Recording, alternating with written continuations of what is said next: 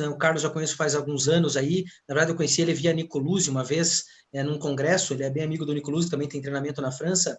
O Carlos é doutor, fez cirurgia geral, cirurgia oncológica, tudo no INCA.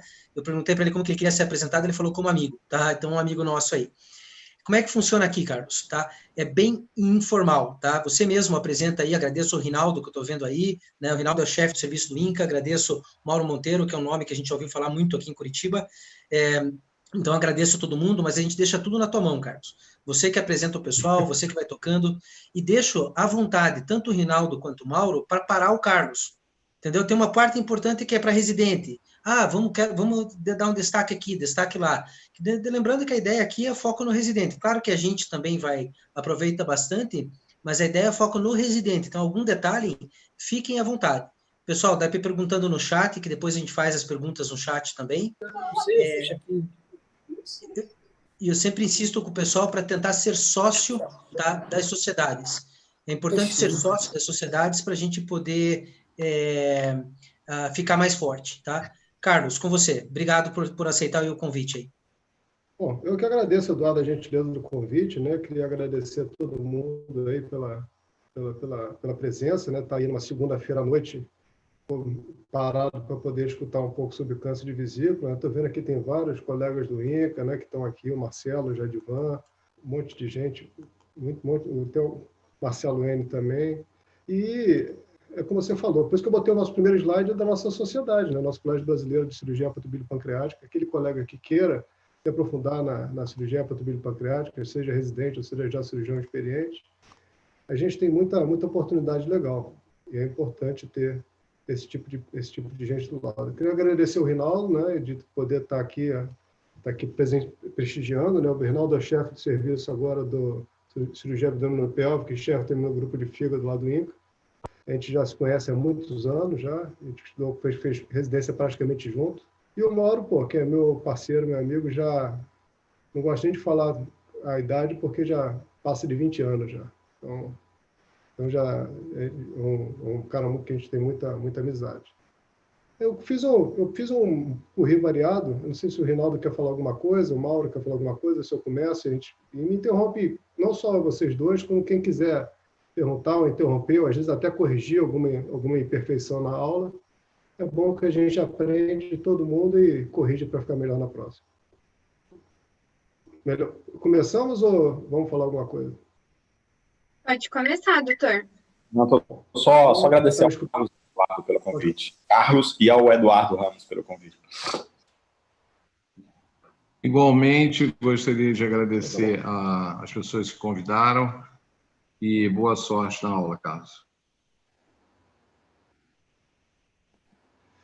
Obrigado, Mauro. Obrigado, Rinaldo. Vamos lá, então. Então, falando da nossa sociedade, a sociedade que o Mauro ajudou a fundar já há 20 e poucos anos, 23 anos exatamente. E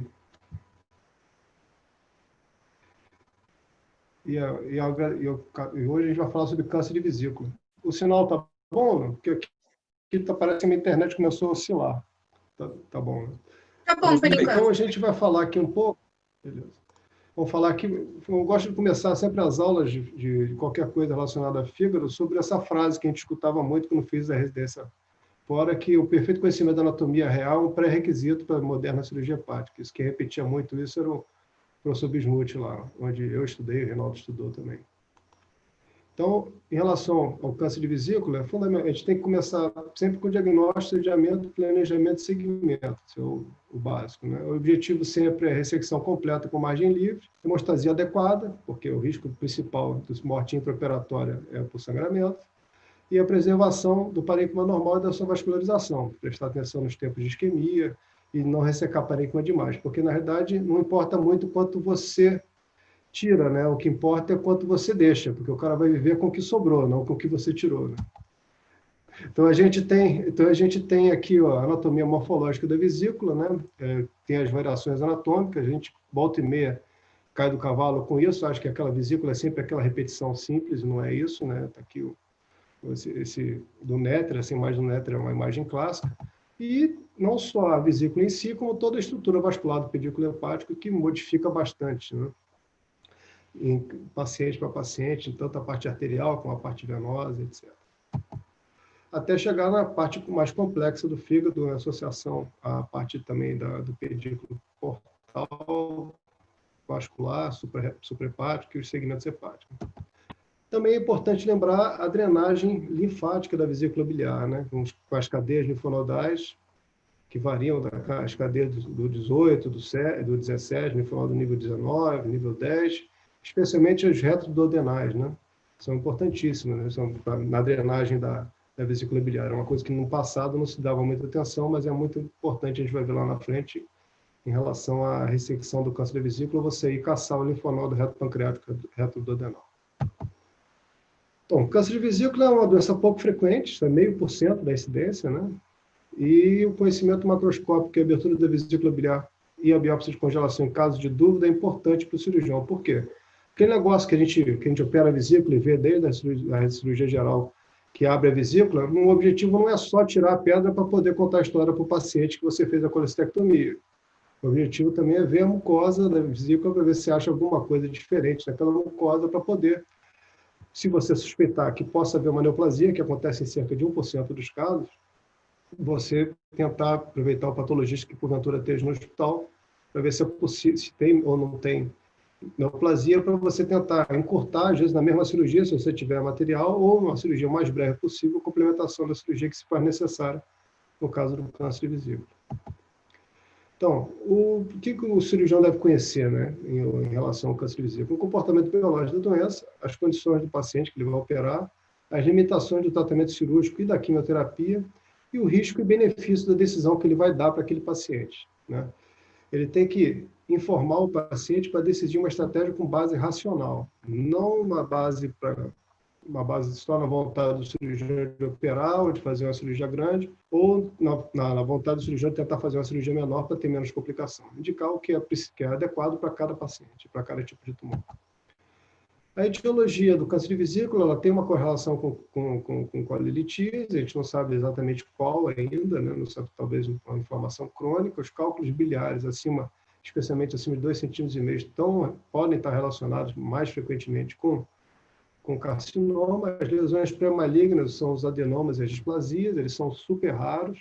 A vesícula calcicada, aquela antiga vesícula em porcelana, que os mais novos não conhecem, que no raio-x a gente via aquela coisa branca ali na altura do hipocôndrio direito, era muito comum a gente ver nessa radiografia de abdômen antiga, né? Eu cheguei a ver isso na residência geral. E a única indicação hoje em dia de fazer a colestectomia profilática é uma formação do ducto pancreático com presença de amilase na vesícula biliar, que é pré-maligno, né? A histopatologia, a macroscopia, você vê por um espessamento, firmeza e aderência ao fígado da parede da vesícula. A microscopia, 80% deles são adenocarcinomas. Existem também os carcinomas mistos, escamosos e adeno, que também existem, e os outros são muito raros. Os escamosos puros e os adenocantomas são raríssimos. Os adenocantoma eu nunca vi, né? As vias de propagação, basicamente, são invasão direta e por via linfática, e as metástases para ducto cisto, pericolidoxiano ou cadeia aortocava. Alguns fenômenos epidemiológicos são interessantes, né, porque você tem encontrado um aumento da incidência, talvez por um diagnóstico mais preciso, talvez pela quantidade de colestectomias que tem aumentado ao longo dos anos, né? No passado não se fazia tantas colestectomias, até por conta do advento do ultrassom, da videolaparoscopia. A cirurgia se tornou muito banal, assim, às vezes até se discute se vale ou não vale a pena você operar os pacientes com litíase assintomática. Isso é uma discussão também muito extensa, que de repente vale uma aula só disso, né? Se você deve ou não deve operar com a litíase assintomática. E a mortalidade vem diminuindo talvez por conta dessas colestectomias. A mortalidade no passado, na década no começo do século XX, era de 3 meses. No caso e hoje em dia chega a média em 10 meses no câncer de vesícula avançado. Então, 5% você consegue descobrir no pré-operatório, né, em torno dos cânceres de vesícula. 16% estão associados à colecistite aguda e 1% achado incidental. A ressecabilidade é em torno de 25%, isso na década de 80, hoje em dia chega a mais, né, por causa do diagnóstico precoce. Esse caso aí foi um caso que eu operei no INCA, uma senhorinha de 80 anos, que tinha um câncer de colo direito, e tinha um pólipo de vesícula. Só foi operada porque tinha um câncer de colo direito. Se não tivesse esse câncer de colo direito, ela não teria feito a colestectomia. E na época disseram que nem precisaria fazer, porque essa lesão tinha 0,8. Só precisava ressecar a vesícula a partir de 1 centímetro. Isso foi até a minha tese de TCC, da conclusão da residência, foi o caso dessa senhora, porque a gente falou assim, a ressecção do pólipo da vesícula biliar é o caso contra, aquele caso que as pessoas disseram que não precisaria operar porque não ia ser pré-maligno, e deu adenoma nesse caso com 0,8. Então acabou sendo bom para mim, que serviu para o meu TCC no final da residência.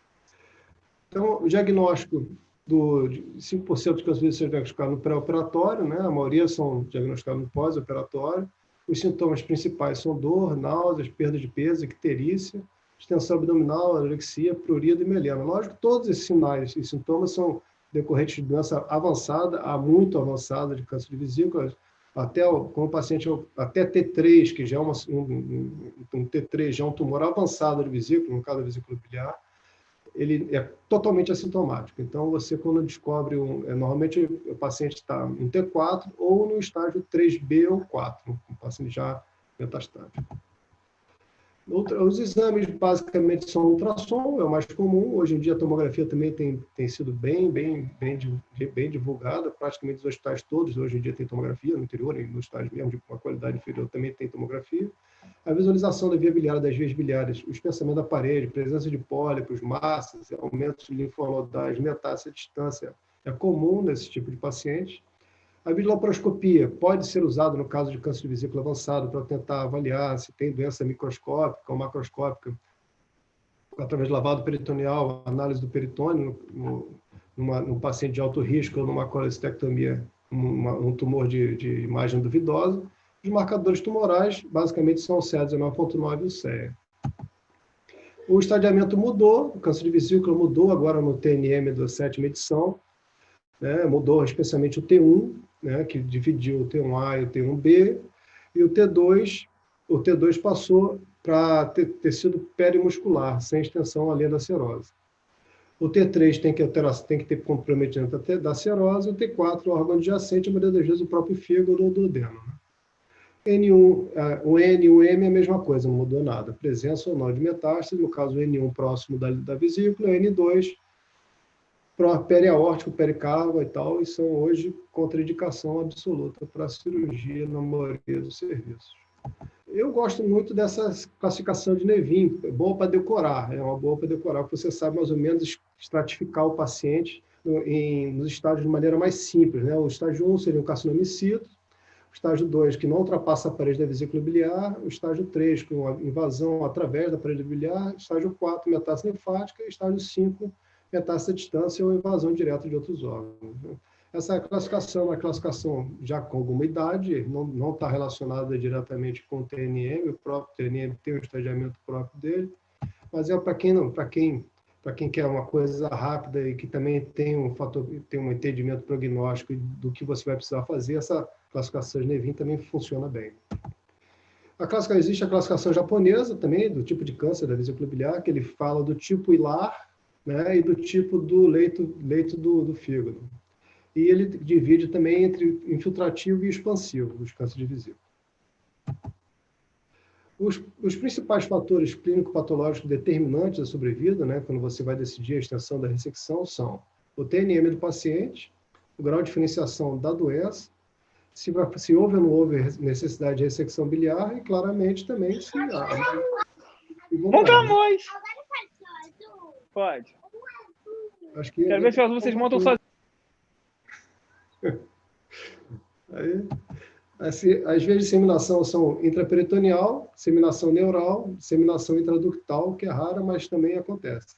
É muito comum no colangiocarcinoma, mas no câncer de vesícula biliar não é tão comum. Então, a vesícula, então, ela não possui peritônio entre a sua face direita ao fígado, e sim um tecido frouxo, conectivo, que separa, que afasta a cápsula de Gleason e a placa cística. Isso foi caçando lá em 1820, lá que lançou, isso se chama cápsula de Laennec, que é uma cápsula, um tecido, uma área avascular que você tem entre os vasos e o hepatócito.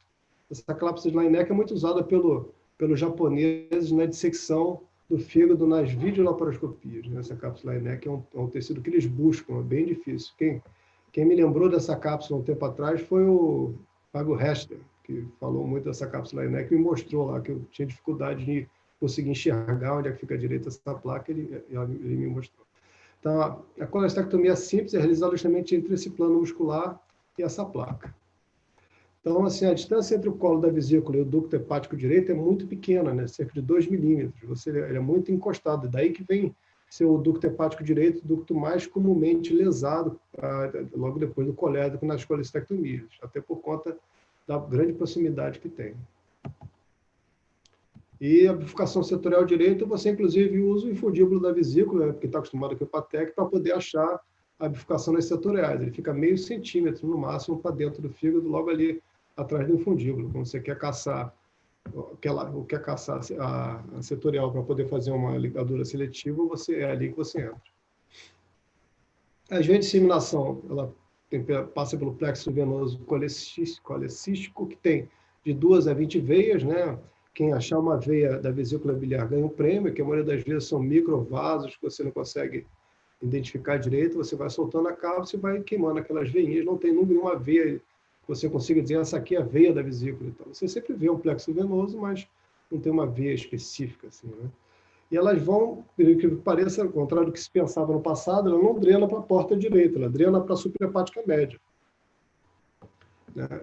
E a maioria das vezes drena para a suprahepática média, que daí que veio a teoria de você poder ter que fazer a hepatectomia 4B e 5 para poder pegar essa possível lesão em trânsito que estaria aí na pré-hepática média através do parênquima.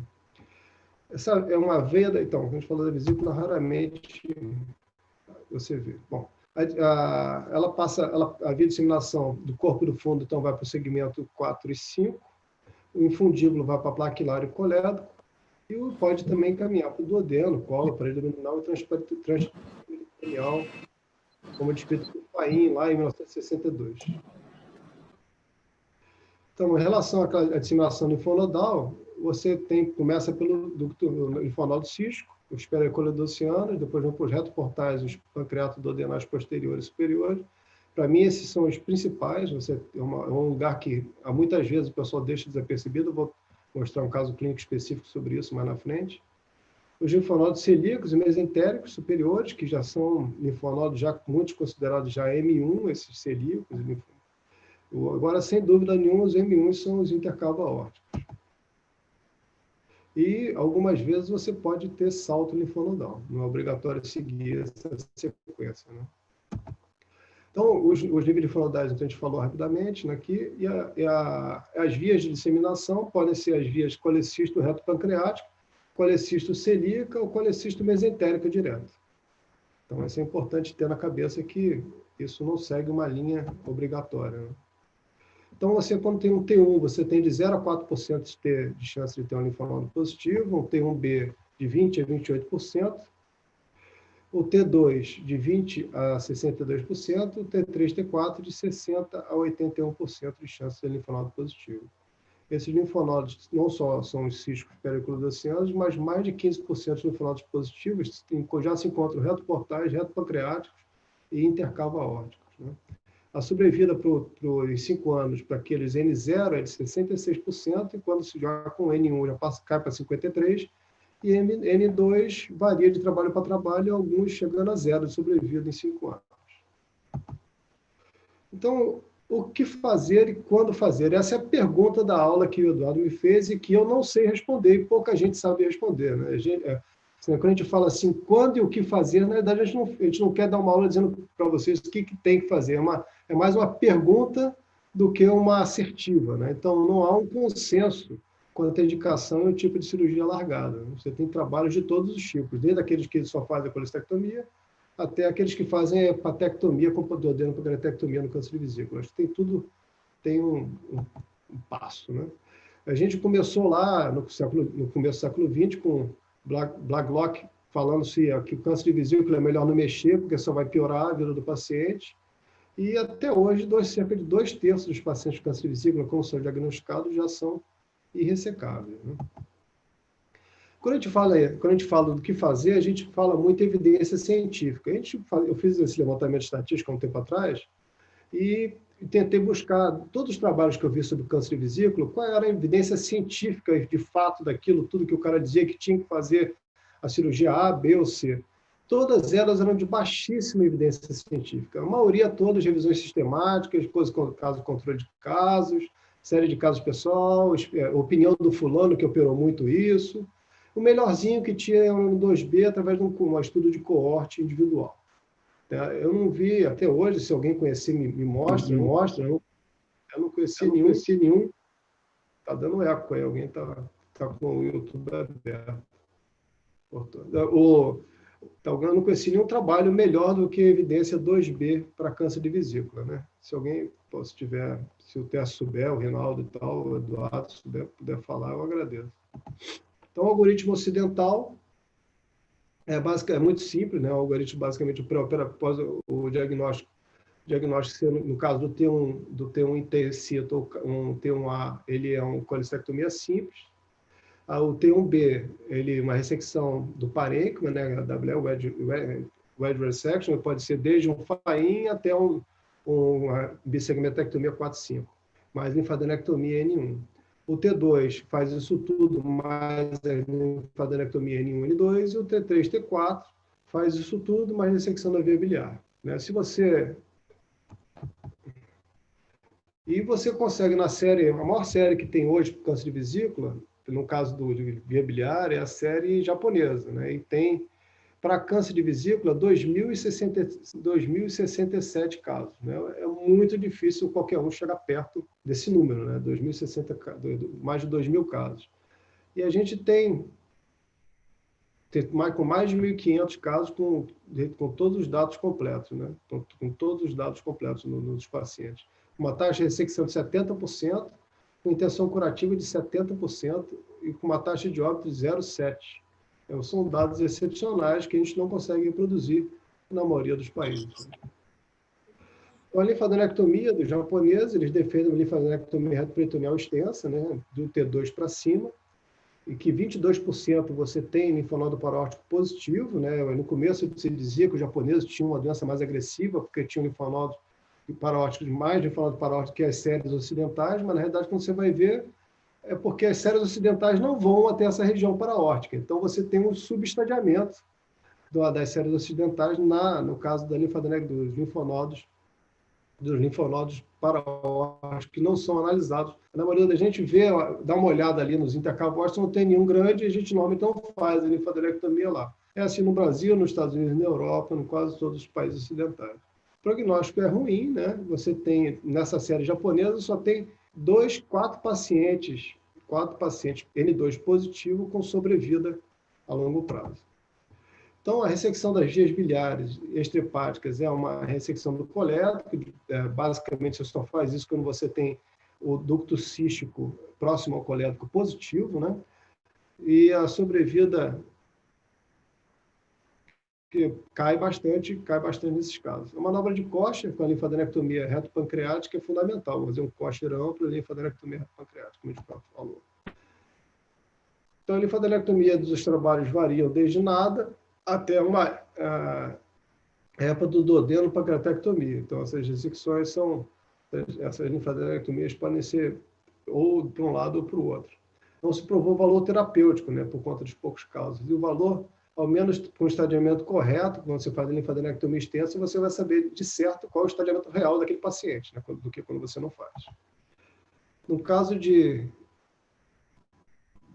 os pacientes que tinham metástase retropancreática, quase todos tinham, mais de 50% tinham também parótico comprometido nessa série japonesa também, indicando o IPOL nos casos retropancreáticos positivos com paróticos negativos, embora o estudo da duodenopancreatectomia não tenha aumentado de maneira nenhuma a sobrevida.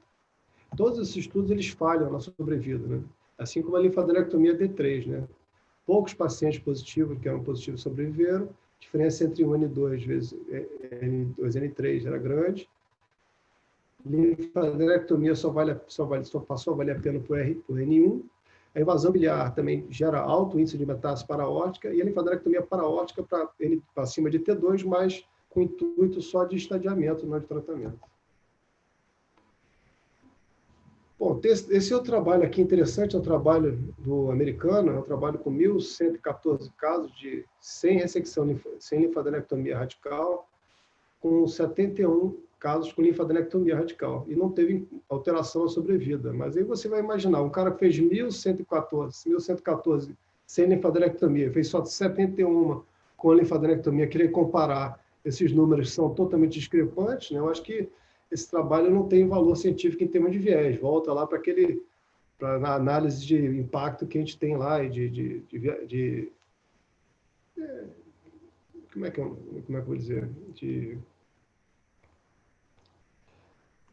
Comparar maçã com laranja. Exatamente. Um valor muito ruim, né, em termos de evidência, né? Um valor de evidência muito baixo. Tá, faltou a palavra aqui agora.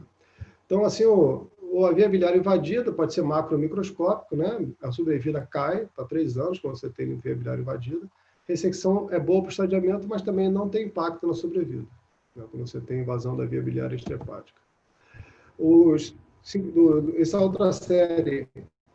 outra série, com 55 casos operados sem invasão direta, 34 sem ressecção biliar e 21 com ressecção biliar. Não teve diferença a ressecção biliar no estágio 1, 2 ou 3 da doença.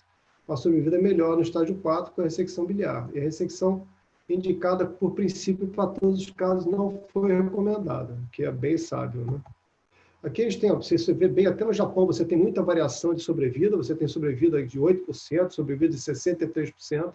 É muito complicado você conseguir tirar um padrão daquilo que você pode entender daí, né? Porque não é normal você ter uma sobrevida num pessoal fazendo a mesma cirurgia com 8%, outro pessoal com 63%. A única explicação para isso é viés de seleção, né?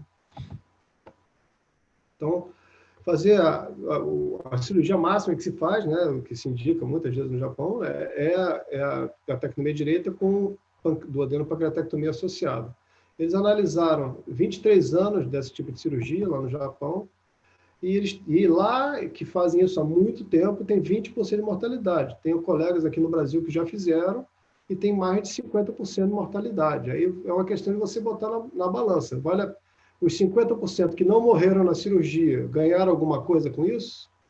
Né? A gente tem que saber que, às vezes, a cirurgia passa a ser mais para o cirurgião do que para o paciente. A gente tem que pesar bem isso, né? Então, a gente já outros com 18% de mortalidade, e o artigo não mencionou sobrevida. Não adianta nada dizer que você consegue fazer a cirurgia, né?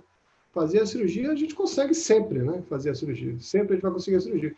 O Smuth sempre brincava comigo e falava assim, não se preocupe com o sangramento sempre para.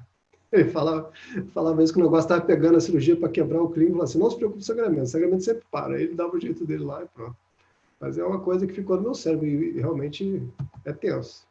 Quando você vai ver aqui a cirurgia extensa, né, do câncer de vesícula biliar, é importante ver assim, os pacientes que morreram no hospital. As bolinhas pretas, elas pulam na vista, né? Os pacientes que tiveram óbito por conta da cirurgia extensa, óbito intracirúrgico, intra-hospitalar. Quanto aqueles outros que fizeram a cirurgia radical, mas sem ser extensiva, né? Nenhum óbito hospitalar. Isso faz muita diferença, né? Isso faz muita diferença quando você olha esse gráfico. Bom, isso aqui eu acho que a gente pode dar uma pulada. Indicação e resultado. Então, basicamente, a gente não tem consenso de indicação por estágio, né? A abordagem racional deve levar em conta o estágio, o local do tumor, e se teve ou não teve colestectomia prévia. As operações para colestectomia prévia, passa que a maioria dos casos que chegam para a gente lá no INCA, 57 em 92, eu vou mostrar isso para vocês mais na frente, basicamente a gente tem que confirmar se realmente é câncer de vesícula, porque por vezes não é, né? A gente recebe o paciente, a revisão de lâmina não era câncer de vesícula, a lâmina era só uma atipia de alto grau, alguma coisa do tipo. Rever a ultrassonografia prévia, ver se tem doença à distância, ver a situação do ducto cístico, se tem na peça do cístico, está incluído ou se não está.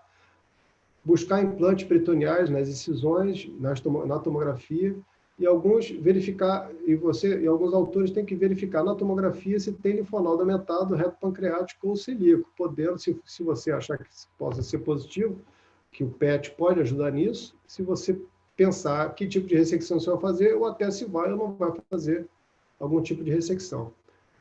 A cirurgia mais recomendada nesses casos seria a FAIM ou a hepatectomia 4/5 e a linfadenectomia com ressecção ou não das vias biliares se o cisco junto ao colédoco for positivo. Se você abriu, o paciente já fez a colestectomia, tem implante no trocáter, não tem vantagem nenhuma prosseguir com a cirurgia. Funciona como se fosse doença peritoneal, zero vantagem. Você vai estar fazendo uma cirurgia totalmente fútil, né? No caso das indicações e resultados, se você tiver a sorte de pegar um T1A, a colestectomia simples já gera 85% de 85% a 100% dos casos. O T1B, a colestectomia simples com a linfadenectomia regional é o tratamento. Colestectomia largada com hepatectomia, seja ela 2 centímetros, que é o FAIM, ou 4B5, aí depende da escola, né? A gente não tem nenhum trabalho que mostre superioridade entre hepatectomia 4 e 5 e hepatectomia wedge resection, que é a hepatectomia do leito da vesícula biliar, que é o FAIM, né? Conversando recentemente com um grupo lá do Bismuth sobre isso, nenhum deles tem nenhum conhecimento, nem experiência pessoal e nenhum trabalho que mostre superioridade entre a ressecção parcial e a ressecção 4 e 5, 4B e 5, em relação à taxa de sobrevida ou controle de doença local regional. Embora eles foram uma das escolas que começaram a fazer a ressecção 4 e 5 e disseminou para todos nós, inclusive eu, né? A suspeita de invasão vascular, você pode evoluir para a trissegmentectomia direita, mas segmento 1, mas a gente vai ver lá na frente que isso não tem muito impacto na sobrevida. No T3, você pode tentar a mesma coisa, a colestectomia com linfadenectomia, e a suspeita de invasão vascular, isso eu já até...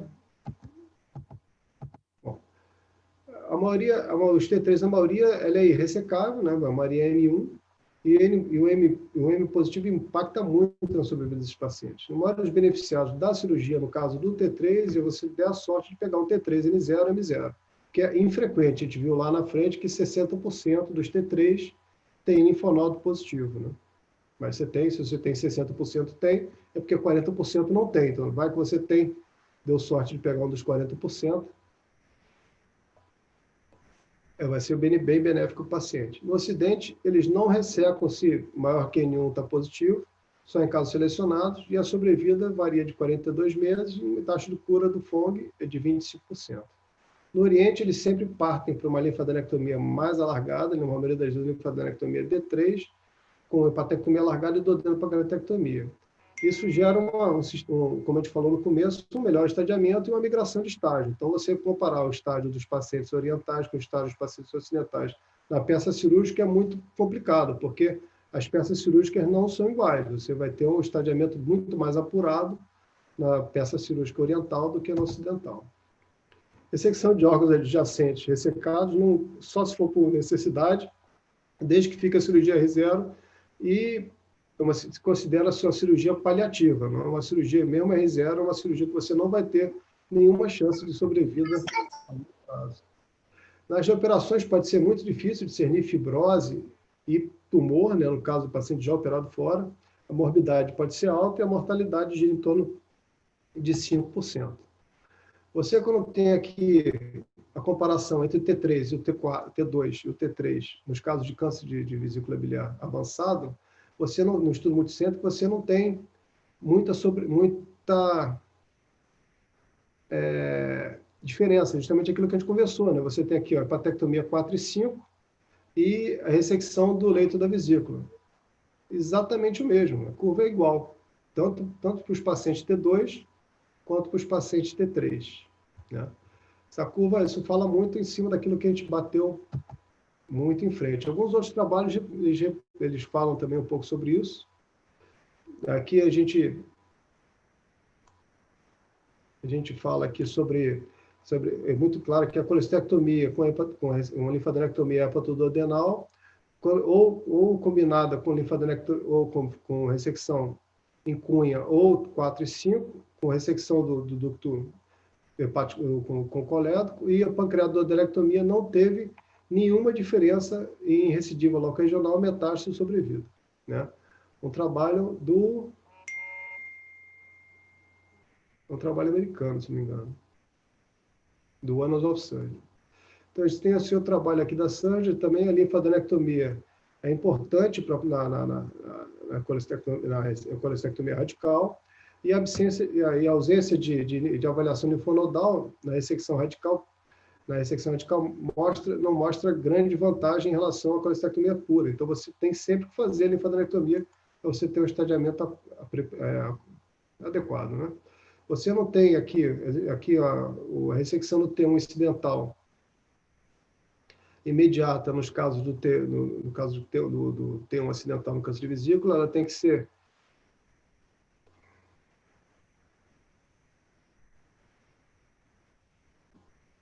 você tem aqui a taxa de recorrência do tumor foi 3 vezes menor nos pacientes do T1B do que quando o paciente fez a cirurgia o mais rápido possível. Fica entrando aqui em cima, fica entrando esse negócio, não consigo ler às vezes. A ressecção hepática desses casos, nesse trabalho aqui, 485 pacientes R0, T2 e T3, a gente também mostrou que não tem diferença significativa na ressecção local ou nas metástases hepáticas no paciente com ressecção do leito, que fazem segmentectomia 4 e 5, ou que fazem outro tipo de hepatectomia.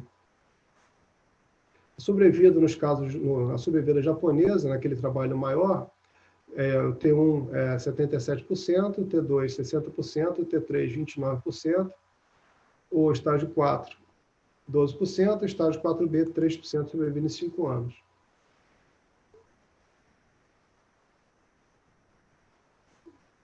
Sendo que as metástases à distância são o padrão de recidiva principal, né? Nesses pacientes, você tem a maior parte dos pacientes, no caso da ressecção extensa japonesa, você morrem por recidiva à distância, ou seja, a maioria das vezes peritoneal. Também tem recidiva hilar e tal, monastomose, mas principalmente, de todas as recidivas, a principal é a peritoneal. Então, resumindo, né, eu fiz um resumo do que eu faço, né? Isso não quer dizer que isso é o certo, né? A gente está aqui para discutir o que as pessoas podem fazer. Eu faço na colestectomia simples, para os casos da carcinomicita T1A. No T1A, eu sempre faço uma linfadenectomia do pedículo, sempre.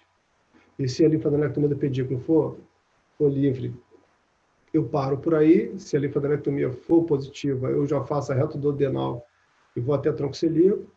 No caso do T1B, do T2 e T3, eu faço a hepatectomia do leito da vesícula com 2 centímetros de margem, linfadenectomia, reto-duodenal, reto-pancreática, tronco celíaco, pedículo hepático. E no T4, a maioria das vezes, quando o paciente tem invasão de órgão adjacente, eu fico desanimado para operar. Na realidade, eu penso muito se vale a pena, se a cirurgia estiver tranquila, eu sigo. Se a cirurgia eu sentir que não vai gerar risco ao paciente, ou porque o material está inadequado, ou porque a cirurgia está complicada, ou porque o paciente é velho e tal, eu seguro a minha mão, embora eu tenha vontade de operar, eu tento segurar a minha mão. A gente sabe, e os tratamentos adjuvantes, como radioterapia, quimioterapia e tratamento paliativo, tendem a ser ineficazes, né? A gente vê aqui quem precisaria de adjuvância, né? Nos pacientes estágio 1A e B, você tem uma sobrevida boa sem adjuvância. Mas o estágio 2B, os 2A, B e o 3 têm uma sobrevida muito ruim. Então, seria muito interessante uma adjuvância nisso, né? Mas, infelizmente, a adjuvância, tem alguns trabalhos mais recentes com alguma taxa de resposta, mas a adjuvância não mudou muito nos últimos anos para câncer de vesícula. Você ainda não tem um remédio realmente eficaz, né? Você não tem nenhum estudo grande randomizado em relação a ter ou não ter adjuvância. A maioria das vezes você faz adjuvância quando já tem uma recidiva à distância. Então, tem vários trabalhos não mostram quase nenhum benefício. Então, é muito complicado você falar sobre adjuvância, que algum tipo de efeito positivo da adjuvância no câncer de vesícula biliar. A maioria dos trabalhos sempre mostra isso. A quimioterapia adjuvante não melhorou em nada a sobrevida do paciente. Como é que a gente está de tempo, Eduardo? Tranquilo. A gente está fazendo um levantamento sobre câncer de vesícula, né? A gente já faz alguns anos esse levantamento. Vai ser o tema do TCC da doutora Rita, não sei se ela está aí, se ela quiser complementar com alguma coisa, ela está ajudando nesse levantamento. E a gente vai falar sobre os dados do INCA, né? A gente falou um pouco dos outros, agora a gente vai falar do que a gente faz lá, né? É um levantamento de 92 pacientes ao longo de 20 anos do Instituto, que a gente está levantando, desde um pouco depois que eu cheguei lá. E a gente a gente tem uma idade mediana de 62 anos. Os pacientes se apresentavam em 23 pacientes com icterícia, massa abdominal em 12 pacientes, dor em 24, emagrecimento em 33, assintomáticos ao diagnóstico, a grande maioria dos pacientes chega assintomático.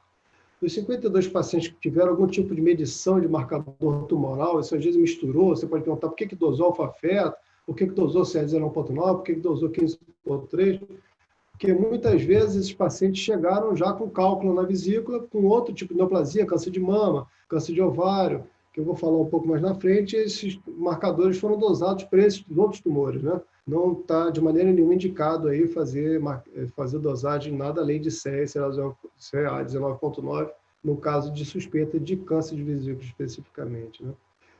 De 35 pacientes com CA 19,9 dosado, 17 aumentaram no pós-operatório, com a média bem elevada, acima de 2.000.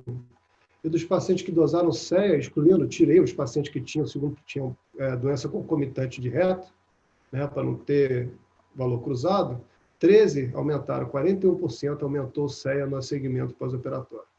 Então, quer dizer, algum efeito de marcador tem, mais o CEA 19,9 do que o CEA até.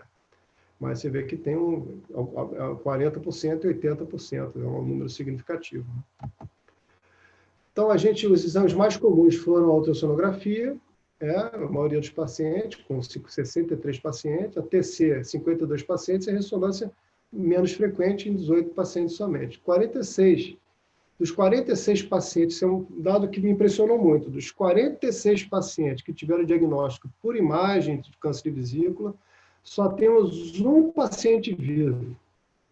Dos 46, vou repetir, dos 46 que chegaram com diagnóstico de câncer de vesícula e foram operados, foram ressecados, que a maioria chega com diagnóstico de câncer de vesícula em imagem e você não consegue fazer nada. É aquilo que a gente falou, 2/3. Daquele 1/3 que chegou, que são esses 46, que conseguiu ser ressecado, só um paciente está vivo. E esse paciente era um T1. Era um tumor polipóide, que ele tinha pouca invasão, porque ele era mais exofítico do que infiltrativo, né? E a média de sobrevida desses pacientes com diagnóstico por imagem foi de 15 meses. Isso é um dado que eu acho que é um dado importantíssimo desse trabalho, se não for o melhor dado que a gente puxou daí. Então, 57 pacientes realizaram algum tipo de cirurgia fora do INCA, a maioria das vezes colestectomia ou pela laparotomia com biópsia, no caso de colicistite, né, ou colelitise. Então, eles foram encaminhados para complementação cirúrgica. Por conta de toda aquela situação do SUS que todos nós conhecemos, a gente estava conversando até antes aqui do evento, o tempo entre a cirurgia fora e a cirurgia de complementação do INCA foi muito grande, muito maior do que os 3 meses, 3 vezes maior do que os 3 meses máximos que a literatura recomenda. Ela recomenda de 30 a 90 dias da segunda cirurgia, né? Aquele trabalho lá mostrou o impacto que eu mostrei para vocês antes, com 30 dias. Então, a gente tem 9 meses, né? Quando você tem 9 meses de intervalo, um outro viés também acontece, que esse viés aqui, de todos os pacientes que foram operados, somente 2 pacientes tinham complementação, que foram positivos na complementação, tinham complementação somente microscópica. Todos os outros 55 pacientes que foram reoperados, eles foram reoperados e quando você abriu já tinha doença macroscópica. Isso já estava lá quando foi encaminhado para o INCA, isso apareceu porque demorou 9 meses, eu não tenho como responder isso para você. Mas o fato é, aqueles pacientes que demoraram esse intervalo todo perderam ou podem ou não ter perdido a chance. Como a gente vai comparar 2 com 55, eu não vou conseguir um número estatístico para poder dizer se isso impactou ou não na sobrevida. Mas não tem como não ter impactado. Um paciente que se fazer uma complementação de 57, só 2, quando você abre, a sua complementação foi efetiva, porque você encontrou doença microscópica, todos os outros já têm doença macroscópica, você já fica com essa alerta que você tem que dar um jeito de conseguir reoperar os pacientes com menos de 3 meses. Né? Esse é um ponto também importante nesse trabalho. 39 foram operados com diagnóstico de cálculo de vesícula biliar, né? E tiveram diagnóstico de carcinoma de vesícula após a cirurgia. 12 tiveram diagnóstico simultâneo de outro tipo de câncer. Câncer, como eu falei, câncer de mama, câncer de reto, câncer de endométrio, colo de útero, ovário, rim. Então, a taxa de ressecabilidade nossa, se eu considerei R0 e R1 como ressecabilidade, tá? Não considerei os R2, que R2 tem muita biópsia e tal, a maioria das vezes você não consegue puxar o direito como trabalho retrospectivo, o que foi R2 de fato, que ressecou deixando doença ou que fez uma cirurgia parcial. Foi 47%, 44 pacientes. E os ressecados, quer dizer, 28 pacientes desses 44, com 63% de radicalidade. Então, quer dizer, dos 44, 28 foram R0. Então, foram realizadas 28 cirurgias R0, 30% do total. R1, 17%. Agora, muita cirurgia paliativa, muita cirurgia que a gente abriu, não pôde fazer nada e fechou. Metade dos pacientes. Metade dos pacientes, as cirurgias foram R2. O tempo médio de cirurgia foi de praticamente 4 horas, né? Quase 4 horas de cirurgia. 6 pacientes foram hemotransfundidos, com uma média de 800 ml. Pouca transfusão, né? Para 92 pacientes, só 6 hemotransfundidos. Mas se for considerar que foram 44 que foram efetivamente ressecados, isso talvez tenha em torno de 15% de hemotransfusão dos pacientes ressecados, de fato. Né? A média de internação, o tempo de internação foi de 12 dias, 11,5. O grau tumoral mais frequente foi o G2, né? 50 pacientes. Pouco mais da metade. A sobrevida média de todos os pacientes foi de 24 meses, 2 anos, colocando todo mundo no pacote, inclusive os R2. Quando você separa a sobrevida livre de doença, quer dizer que a sobrevida livre de doença, considerando só os pacientes R0 e a sobrevida dos R0 de uma maneira global dos R0, elas foram de 35 e 47 meses. E se você pegar R0 só dos T1, ele foi de 59 meses. Eu acho que aqui que está a resposta, então, já que a gente tem que focar todos os nossos esforços. Né? Então, esse estudo logaritmo não foi dessa análise última, não foi dessas 92 pacientes, foi de 70 pacientes que eu fiz há 2, 3 anos atrás, mas eu acredito que não vai mudar muita coisa, não. Eu não tive tempo, honestamente, de refazer esses números, até porque a planilha, eu encontrei vários erros e não consegui fazer essas contas. Eu vou fazer novamente quando a planilha estiver toda arrumada.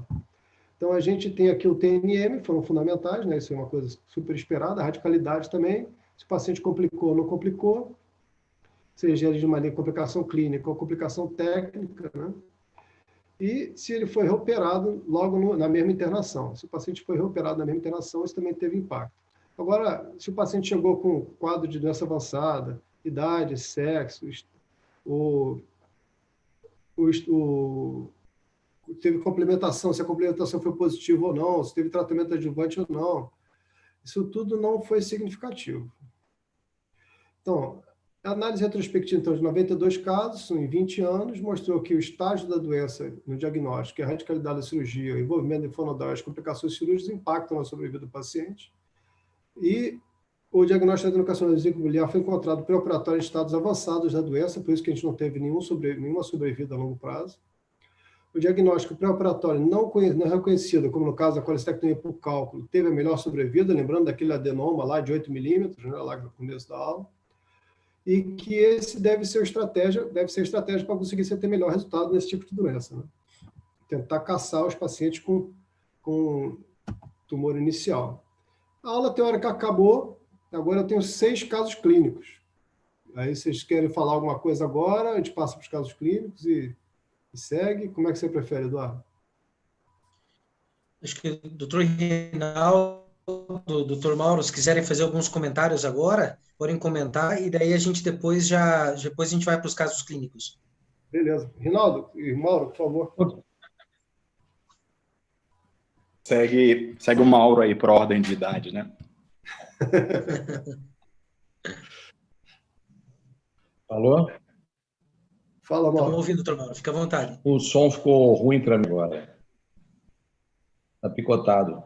Tava bom até agora. Tenta tirar o seu vídeo, que aí de repente você vai escutar melhor. Deve estar com a internet lenta aí.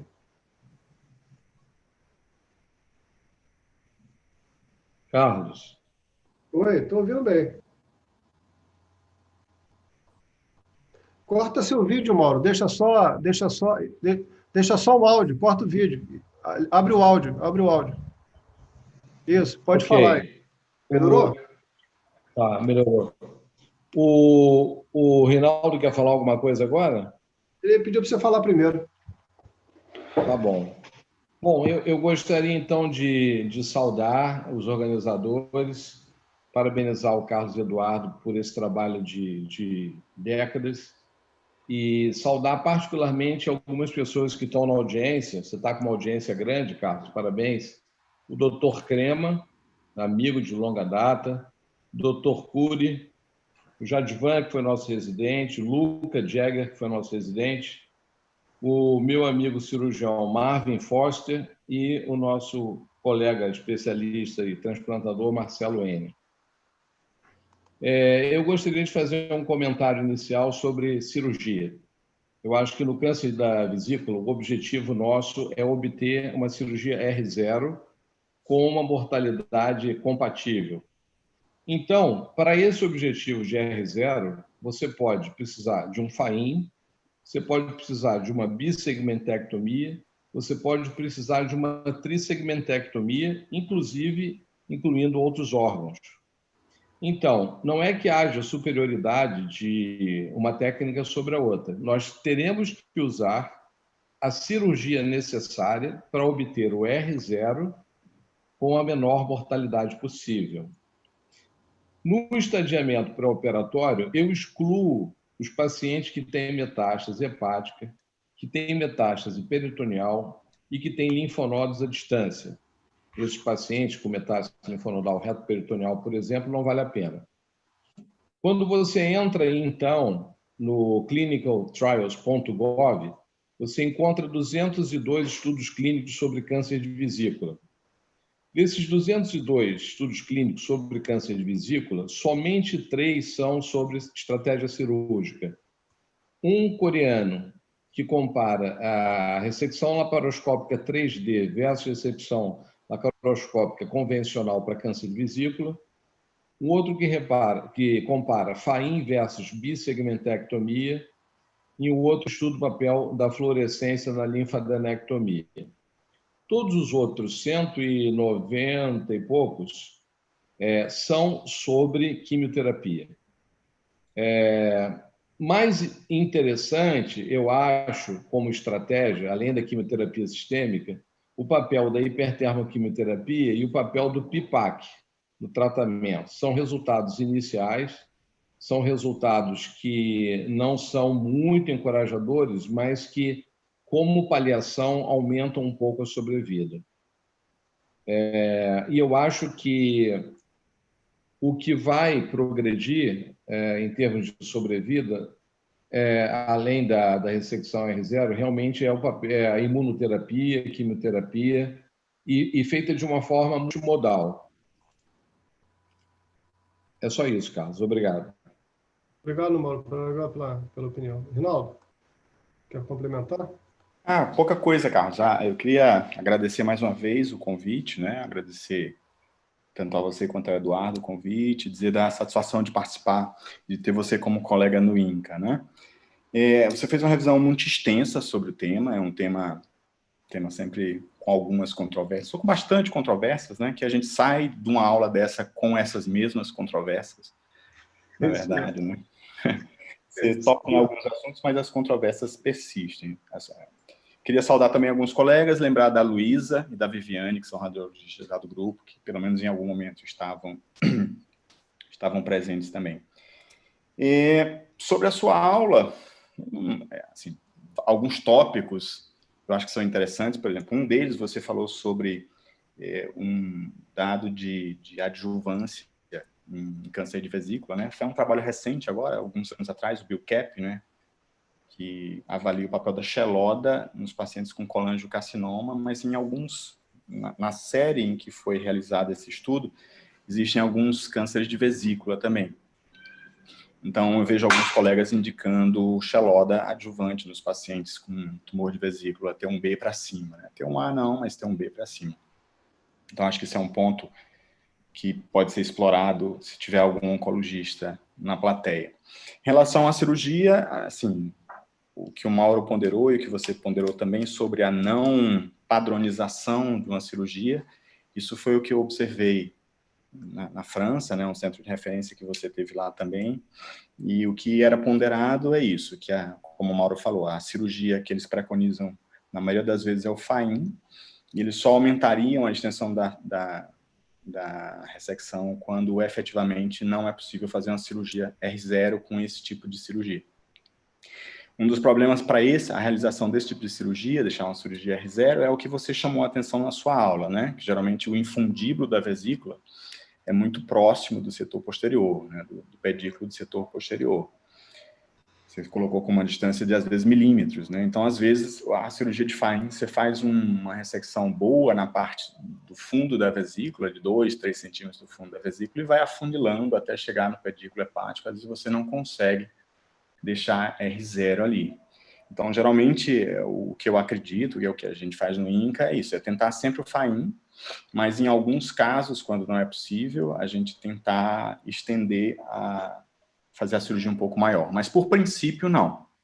Esse é um conceito que a gente utiliza, na França também é da mesma forma, acho que a gente trouxe isso dessa escola. Outro tópico que o Cássio falou, a ressecção de via biliar, parece que não tem nenhum estudo, não tem um consenso nesse sentido. O único estudo que parece que afirma algum benefício de ressecção de via biliar per prima é do Japão, mas eles mostraram que esse benefício seria somente em pacientes que têm invasão angiolinfática, mas a gente não consegue ver essa invasão angiolinfática antes da cirurgia, então talvez não tenha benefício. Então, a gente, no INCA, como o Carlos falou, a gente não faz uma cirurgia, por princípio, envolvendo a ressecção da via biliar, somente quando há envolvimento da via biliar. O Carlos tocou um ponto que é um ponto de discórdia conceitual entre nós dois, que eu acho que alguns pacientes com cirurgia com tumor T4, eles devem ser levados à cirurgia, apesar de na enorme maioria das vezes, esses pacientes não se beneficiarem da cirurgia, mas alguns desses pacientes, deixando a cirurgia R0, podem se beneficiar. Eu lembro de um ou outro caso que a gente operou lá no INCA, teve uma sobrevida, não diria significativa, mas importante com essa ressecção. Eu acho que talvez a gente possa discutir um pouco mais à medida que os casos forem apresentados por Carlos, mas acho que, nesse momento era o que eu teria para comentar, e parabenizar mais uma vez ao Carlos pela apresentação. Muito obrigado, Reinaldo, pela presença mais uma vez. Obrigado pelos comentários.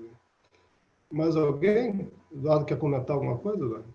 Só aproveitando, tem umas perguntas do chat. Uma primeira pergunta, só para responder rápido, daí a gente já vai para os casos clínicos. Tem uma pergunta aqui de J. Padilha. Suspeita intraoperatória de CA de vesícula, em colicistite aguda. Não tenho congelação. Como proceder? Epa. Pergunta difícil, né? Toda vez que a gente tem que decidir baseado numa condição que você deveria ter e não tem, aí sempre vai decidir errado, né? É uma decisão sempre complicada, né? Mas o que acontece na prática, quase sempre a pessoa termina a colecistectomia ou faz a biópsia da vesícula e tenta ir no segundo momento. Na maioria das vezes, a biópsia acaba virando um torec, né? Muitas vezes, dependendo do tamanho da vesícula e tal. Então, é bem isso mesmo. A condição, quando não é ideal, vai ter um resultado não ideal, né? Então, esse que é o negócio. Só para os residentes que estão ouvindo, é importante ver o resultado da patologia. O que acontece, a questão de processo você faz uma colicistectomia, não vê o resultado 2 meses, 3 meses depois, ou sei lá, descobre que tinha um tumor e não foi vista a patologia. Isso é problema para processo. Então, sempre tem que rever o resultado da patologia. Aproveitando mais uma pergunta aqui, Carlos. Pergunta assim, devido à baixa incidência, 0,5%, né, nos pacientes assintomáticos, quando faz colicistectomia. Quando que você deve abrir a vesícula pós-colicistectomia antes de mandar para patologia ou não? Entendeu? Sabe? Então, quando que você abre a vesícula após uma colicistectomia de modo geral? Na verdade, é 1%, né? 0,5% é a incidência do câncer da vesícula, de maneira geral. 1% é a incidência de câncer de vesícula em colelitise, né? É o dobro aí, tudo bem que é meio para uma, mas não muda muita coisa. E abrir a vesícula foi o que eu falei, a gente se abre a vesícula sempre. O objetivo de abrir a vesícula não é só tirar as pedrinhas e contar a história para a família com o vidrinho na mão. Você vê lá uma mucosa da vesícula, se de fato aquela mucosa tem alguma irregularidade, tem alguma ulceração que possa fazer você suspeitar de câncer de vesícula, né? Tem uma última pergunta aqui que diz assim, pacientes que vão para... que não tem uma performance boa, por exemplo, o paciente não tem uma performance boa e seja um T2 ou T3, entendeu? Quando você decide operar ou não operar? Uma pergunta um pouquinho aberta, mas imagine um paciente que não tem um estado geral muito bom, mas é um tumor T2 ou T3. Quando que opera ou não opera? Qual que seria a tua opinião? Né? Ou se traz algum benefício para a sobrevida? O T3, a gente tem toda colestectomia leva algum benefício de sobrevida. Mesmo aqueles com tumor T3 ou T4, eles tiveram uma sobrevida média de 15 meses, né? Esses pacientes, os R2, tiveram uma sobrevida pior do que 15 meses, né? Então, eu não calculei isso ainda, a sobrevida dos R2, foi uma falha, podia ter calculado isso para vocês. Mas, como eu recalculei isso tudo hoje, eu realmente esqueci de calcular os R2. Eu sei que foi menos de 15 meses. Então, aqueles pacientes que não conseguiram ser ressecados. Então, se você puder ressecar, é sempre bom. Agora, se o paciente não tiver condição clínica para poder fazer essa ressecção, porque você vai precisar fazer a linfadenectomia extensa, o paciente vai evoluir com paresia duodenal. Você vai precisar fazer hepatectomia, às vezes uma hepatectomia maior, porque se o T2 ou o T3 for para baixo, beleza. Mas se vai que pega duodeno, então vai que infiltra o pedículo, vai que é no infundíbulo e pega ali a setorial, que o Rinaldo chamou a atenção. Então, a gente tem que saber que T3 que é e que T2 que é. Às vezes o T2 é aquele T2 que no japonês fala que é o T2 infiltrativo. Então, que é uma cirurgia bem mais complicada do que um T2 não infiltrativo, né? Então, a gente depende. Se o paciente vai depender do tipo de cirurgia que você vai precisar fazer naquele paciente e quão debilitado está o quadro clínico dele. Você tem que botar isso na balança, como qualquer cirurgia. Você acaba individualizando. Fique à vontade.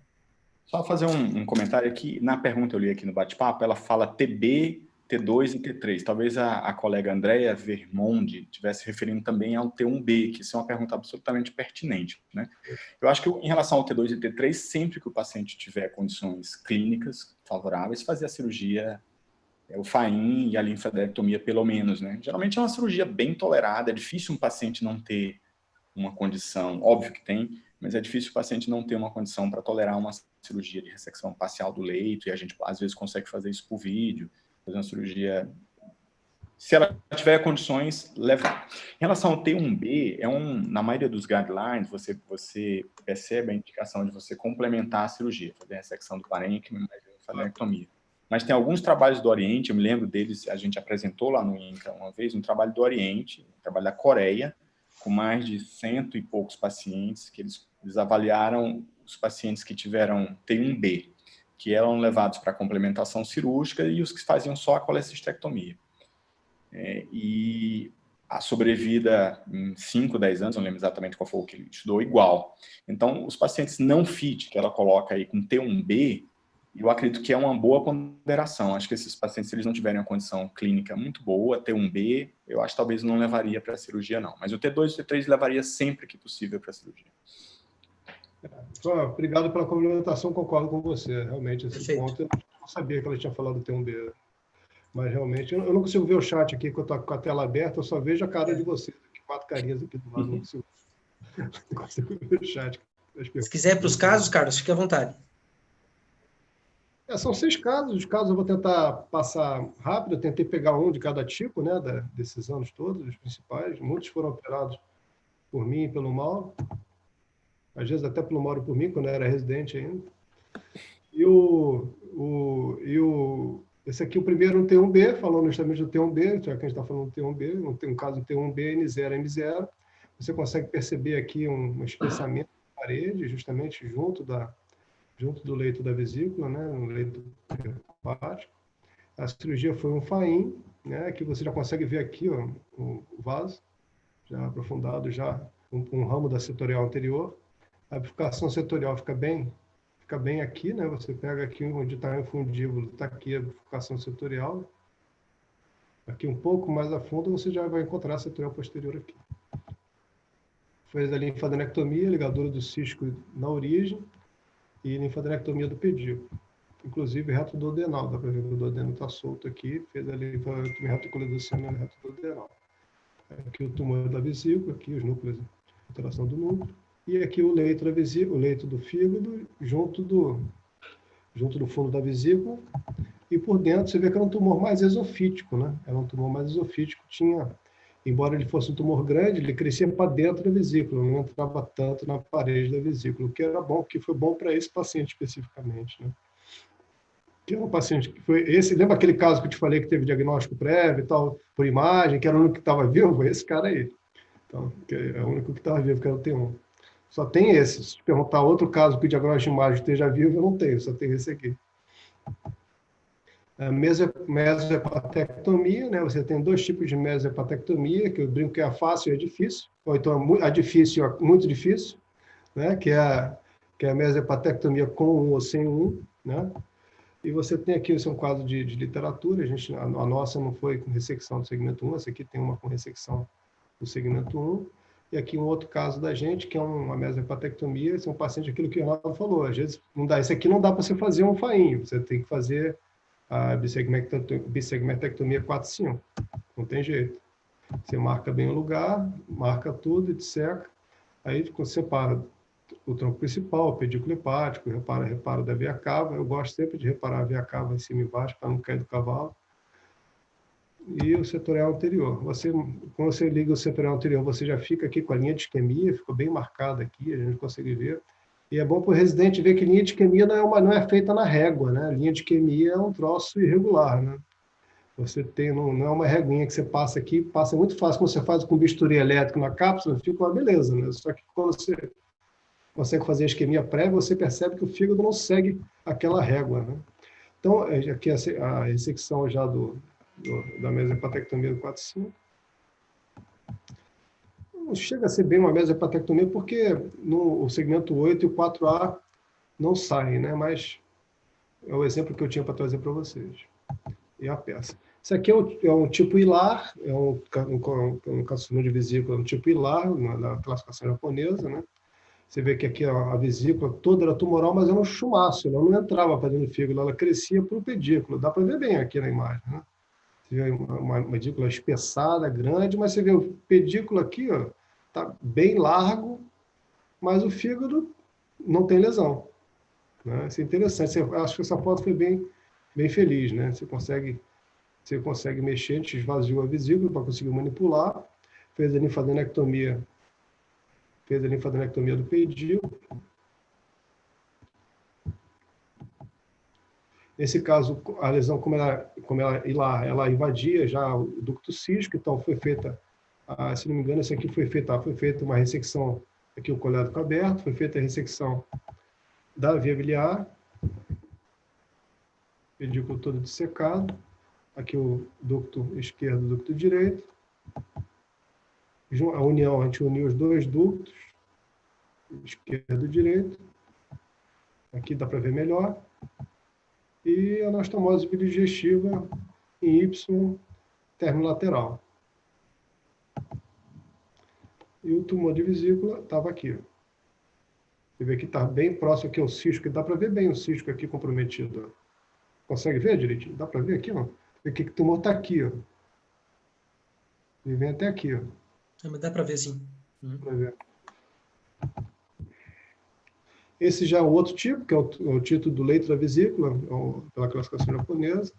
Você vê aqui, ó, dá para perceber bem aqui, ó, a vesícula septada, com infiltração, nodular do leito, a vesícula também é um chouriço, mas com infiltração, em vez de ser para baixo, infiltração para o leito. Aí, quando você levanta aqui a vesícula, você consegue achar bem o pedículo estava bem, você consegue dissecar bem o pedículo. O tumor estava infiltrado mais embaixo, o infundíbulo não tinha doença. Nesse caso, faz a linfadenectomia completa, aqui tinha mais doença e resseca aqui, né? Marcando também, por necessidade, a segmentectomia 5 e 4B. Os casos tinham invasão do estômago também, Carlos. Foi ressecado. Eu vou até falar agora aqui. Tem uma casquete do estômago que saiu em monobloco aqui, mas foi o fundo da vesícula que deitou em cima do estômago, lembra? Não é isso? Não estava no pedículo, né? Estava o fundo da vesícula pegando o estômago ali.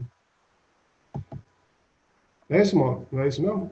É isso, né? Porque era o fundo da vesícula e ele estava aqui no estômago. Está aqui o estômago suturado e a ressecção.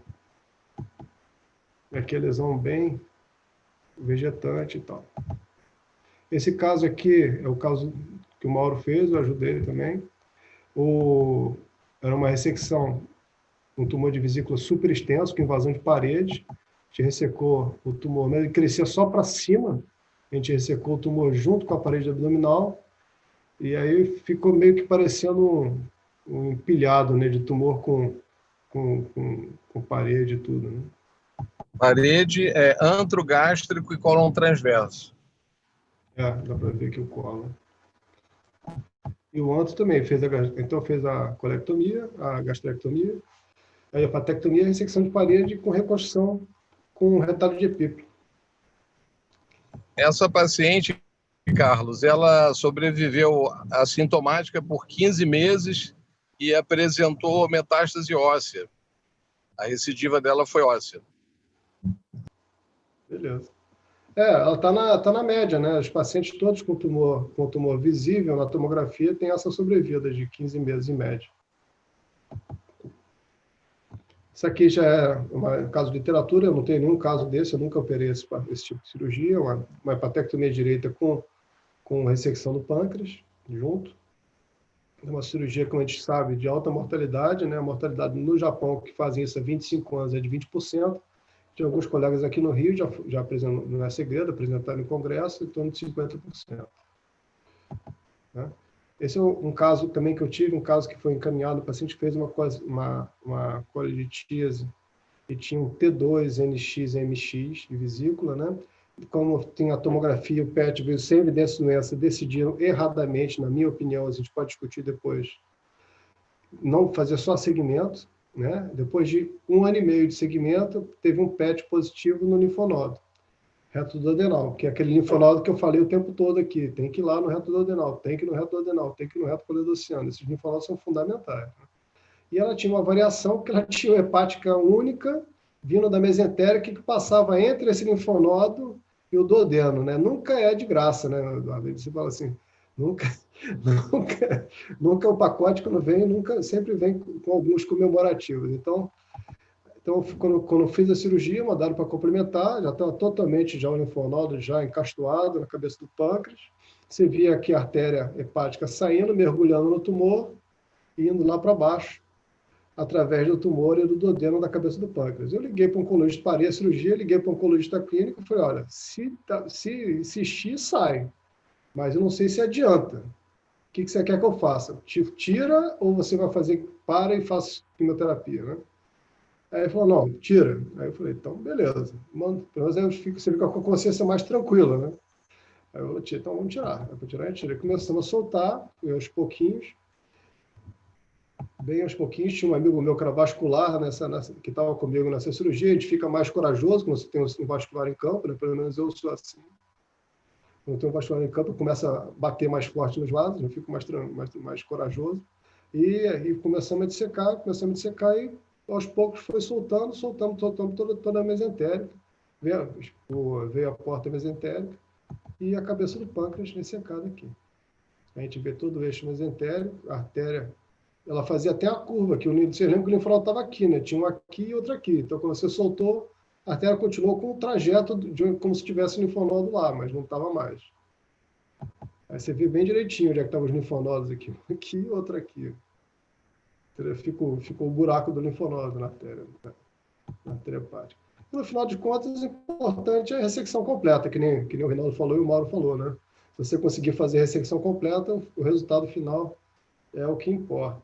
Muito obrigado pela atenção de vocês. A gente acabou. Acho que pode agora discutir um pouco os casos, né? Perfeito, Carlos. Vamos ver se alguém tem alguma pergunta ali. Mas é super bacana. Eu tenho umas perguntas aqui só para os residentes, na verdade, coisa prática. Exemplo, você foi lá, essas cirurgias, você sempre coloca uma câmera antes de começar ou não? Entendeu? Você faz uma laparoscopia diagnóstica na hora da cirurgia ou você já começa abrindo o paciente? Claro que varia de caso para caso, né? Mas de modo geral. É que nem o Paulo fala, né? O nosso amigo baiano fala, não pode mentir, não é isso? Isso. Não, é mais prático, para o pessoal. A verdade é a seguinte, eu abro de cara. Se eu acho que eu vou operar, eu abro pequeno, passo a mão, não tem nada, eu abro mais. Mas eu começo sempre com porque eu gosto muito da incisão de Makushi, né? Incisão L invertido, que é a minha incisão favorita. Eu fazia bissubcostal, aprendi hepatectomia com bissubcostal, depois mudei para Makushi, que é realmente uma incisão bem confortável, menos dolorosa, dá menos hérnia. Só não pode ter a colostomia do pessoal que fez a obstrução intestinal antes ali naquele lugar que atrapalha ele, né? O pessoal gosta muito de colocar colostomia na minha incisão, né? Aquela colostomia óssea que fica debaixo do costal. Isso é um ponto bom para o residente também. Se for fazer a colostomia, não coloca debaixo da costela do lado direito se tiver metástase hepática. Coloque em outro canto, porque isso vai atrapalhar bastante a cirurgia, a vida do cirurgião que vai fazer a hepatectomia depois. Tem um linfonodo no tronco celíaco, que você olha, não da artéria hepática, mais para tronco celíaco. Claro que varia de caso para caso, mas de modo geral, continua a cirurgia ou não? Assumindo que é positivo, congelação positiva. Se o paciente tiver ISDO e a cirurgia do câncer vesículo for uma cirurgia tranquila, eu continuo. Se o paciente for um paciente meia boca e a cirurgia for extensa, eu paro. Perfeito. Lembrando que o número que eles preconizam são 5 linfonodos. E se esse linfonodo for a aortocava, você fez um Kocher e viu um linfonodo ali, bem ali junto da veia renal esquerda ali, entendeu? Naquela região aortocava, daquela região. É para falar, eu volto lá para o nosso amigo Paulo aí, é para falar a verdade. Tem residente ouvindo, eles vão te ligar depois e cobrar de você. O livro fala, a aortocava, você ressecou biopsia negativo, tem que parar, né? É o que está escrito no livro. Mas só que se você tiver ressecou, linfonodo está aortocava, ele está tranquilo, a hepatectomia pequena, de baixa morbidade, é só um FAIM, você vai conseguir fazer uma linfadenectomia extensa do pedículo, reto pancreático, dificilmente você não vai fazer, né? Mas agora, qual é o benefício disso no paciente com linfonodo da aortocava? É aquilo que a gente mostrou lá naquela série japonesa. Eles fazem sempre, né, a linfadenectomia D3, né? Eles fazem sempre isso. Então, quer dizer, eles têm 20% do linfonodo da aortocava positivo, com alteração de sobrevida, mas algum ganho pode ser que tenha, eu não sei. A gente não tem esse dado, né? Infelizmente, que a gente volta de novo para a evidência científica dos trabalhos, que o Mauro falou. Aí você vai lá no guideline, o guideline está cheio de trabalho, mas é quase tudo quimioterapia. E comparação de cirurgia com o estudo prospectivo randomizado, é quase tudo assim, que nem o meu. É tudo estudo retrospectivo, grupo de especialistas, ou um cara só, experiência única. Então, aquele que o Orlando fez agora, publicou um trabalho super bacana de câncer de vesícula também, que de vários trabalhos e tal, mas é difícil de responder isso, né? Na realidade é isso mesmo. O que mais? Eu só tenho mais uma pergunta para prático, só para o residente. Vem um paciente para você que vem com diagnóstico já de um T2, tá certo? T2, numa colecistectomia. Daí o paciente chega para você com imagem toda negativa, imagem negativa e marcadores negativos. O que você faz? Tudo negativo? T2 na patologia, que é o mais comum, pelo menos que eu vejo. T2 na patologia, imagem negativa e marcador negativo. No pós-operatório, outro cirurgião que operou. Pois é, eu acho que esse último caso que eu te mostrei mostra o que eu fiz, né? Eu acho que tem que operar. O que o Rinaldo falou também. A gente tem um caso lá, exatamente esse, T2, com tomografia PET negativa, a gente não operou, recidivou no peritônio e a família veio em cima da gente com 7 pedras na mão, porque alguém falou lá fora que tinha que ter operado. Então, assim... tem que... Em relação a essa pergunta, Eduardo, se o Carlos me permite complementar, Claro. Todos os guidelines apontam para a cirurgia, mesmo Claro. que a pedra na vesícula seja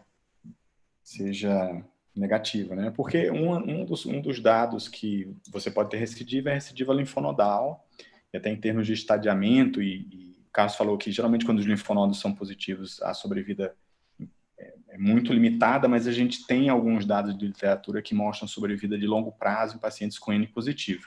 Então, nesse sentido, mesmo que a peça da vesícula seja negativa, ele está indicado a complementação do leito hepático e da linfadenectomia. Isso é o que a gente tem na literatura. Óbvio, se for um paciente absolutamente cheio de comorbidades, ponderar caso a caso, né? Mas, no geral, a indicação de cirurgia, mesmo com peça negativa, margem negativa. Perfeito, Reinaldo. As perguntas é só justamente para eles gravarem, né? Que a gente opera mesmo, justamente isso. Tem uma pergunta ali que até aproveitando você, Reinaldo, então, olha, rompimento de vesícula em colecistectomia, com achado incidental de CA de vesícula. Como proceder? entendeu? E se isso muda o prognóstico ou não, entendeu?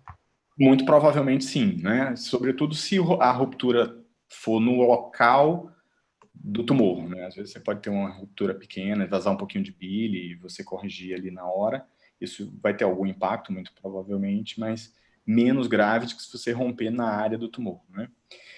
Eu acredito que muito provavelmente uma ruptura durante a cirurgia, um T1B, eu imagino que seja isso que está acontecendo, uma lesão incipiente, você deve complementar a colecistectomia e mandar para o especialista. Eu acho que não vale a pena você insistir na cirurgia, tentar fazer uma cirurgia numa situação que muito provavelmente já está fora de controle, né? Rompeu a vesícula, você já está estressado. Muito provavelmente complementaria a colecistectomia, esperaria o diagnóstico definitivo do histopatológico e depois complementaria a cirurgia. Perfeito. Alguém tem algum comentário? Aí tem o Vico Orlando, tá ali. Luiz Nazareno, se tiver algum comentário, alguma pergunta, fiquem à vontade.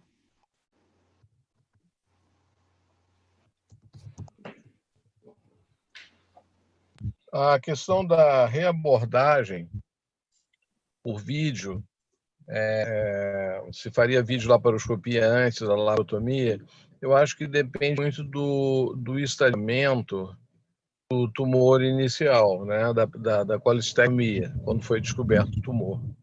Então, se é um T1B, você pode ir direto para laparotomia, se você não for fazer o FAIM videolaparoscópico, que também pode ser feito, né? Se você estiver trabalhando no centro com expertise em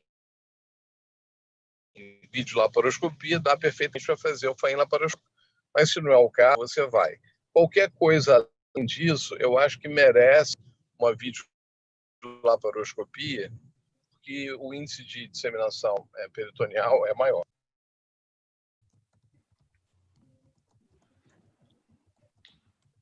Perfeito. Vamos ver se mais alguém tem. Por enquanto, eu ainda tenho quase 90 pessoas aí online, 66 mais 24, 25 no YouTube aí. Alguém tem mais alguma pergunta? Vamos ver só se tem mais alguma pergunta aqui no chat aqui. Só aproveitando, primeiro, obrigado, né, Carlos? Putz, ver essa experiência de vocês do INCA aí é estimulante para a gente aí. A gente acha que é um serviço ainda pequeno, mas a gente tem visto cada vez mais as coisas. Eu ainda tenho feito todos os meus CA de vesícula aberta, entendeu? Sabe, cada um faz um jeito aí e tal, mas eu durmo bem tranquilo ainda, sabe? Claro que é só uma questão de tempo para fazer o laparoscópico, o robótico, seja o que for, mas a gente tem feito quase tudo ainda aberto ainda, mas a gente sempre só põe a câmera para dar uma olhada no peritônio, e se tiver qualquer implante peritoneal, de modo geral, eu nunca continuo, né? Porque de modo geral, porque existe uma ou outra exceção, mas é muito raro qualquer implante peritoneal a gente fazer qualquer coisa de diferente, tá? Deixa eu ver se tinha mais alguma pergunta aqui no chat, acho que não tem aqui. Vamos ver só se alguém tem mais alguma pergunta aí, acho que não. Eduardo, deixa eu aproveitar que você falou sobre Fica à vontade, Rinaldo.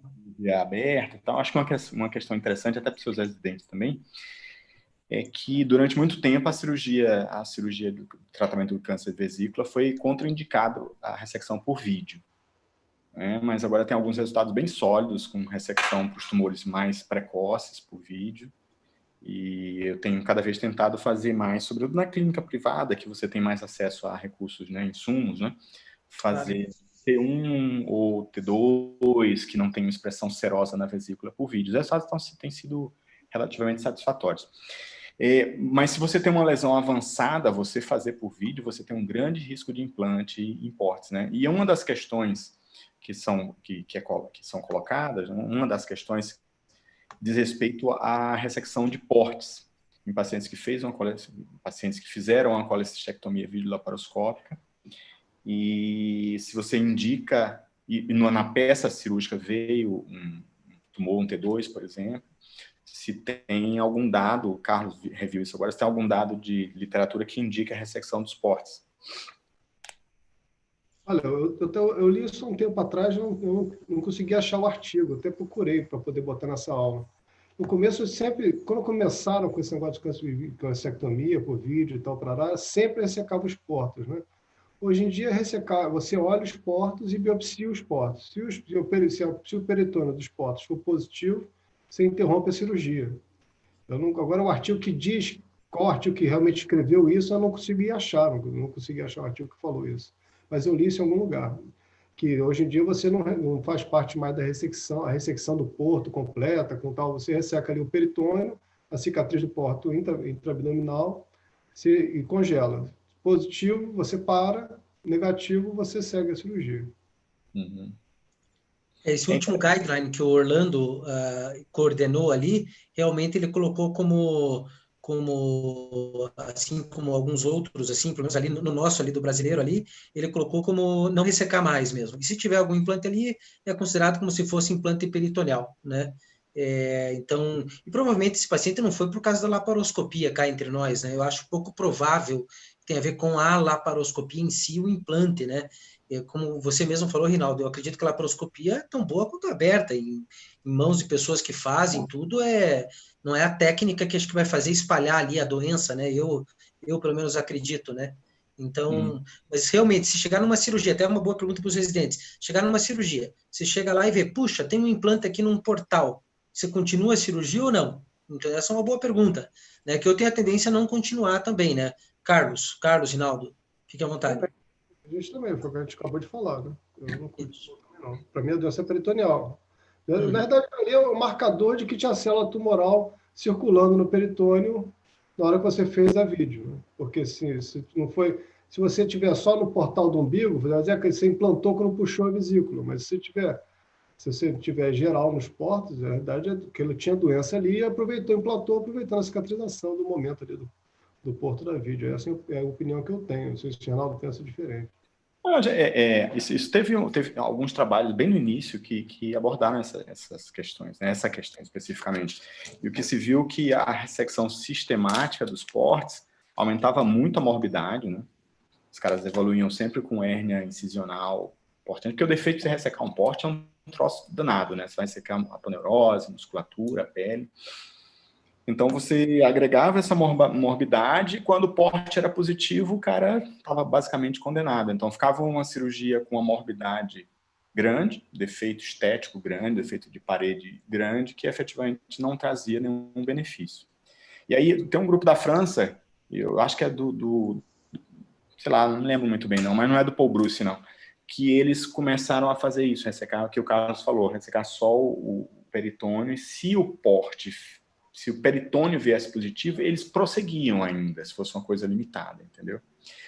Mas eu realmente acho desanimador. Quando você entra para fazer uma cirurgia que você já percebe implante peritoneal, você já interpreta aquilo como derrota e como paliação. Eu acho que se a colecistectomia já foi feita, eu provavelmente não prosseguiria. Mas se o paciente ainda tem um tumor local, in situ, provavelmente eu ressecaria para evitar alguma complicação futura. Né? Se fosse óbvio, se for uma cirurgia limitada, né? Você não vai fazer uma mesohepatectomia com um porte positivo, mas às vezes um FAIM, algum linfonodo de amostragem ali, um porte isolado comprometido, eu acho que muito provavelmente eu ponderaria. Acho que o Orlando, que está presente, podia dar opinião, né? Ele fez o guideline agora, né? Ele está aí com a gente. Se o Orlando quiser falar, seria legal. Não sei se ele só está... Para me despedir de vocês. A foto dele ali ou se ele está ali mesmo.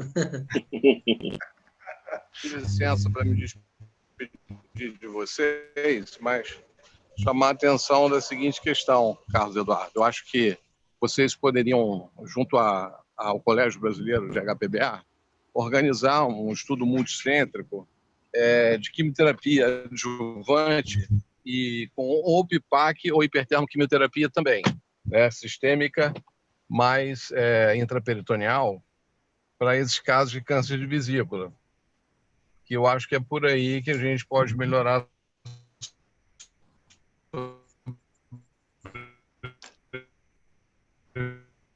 Está muito ruim. Tem que cortar a câmera, Mauro. Você está com a internet fraca.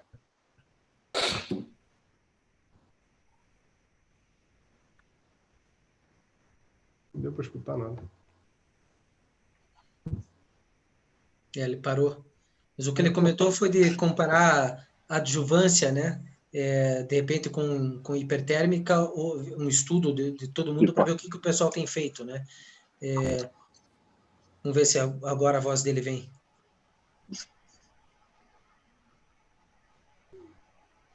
Acho que deve ser sinal.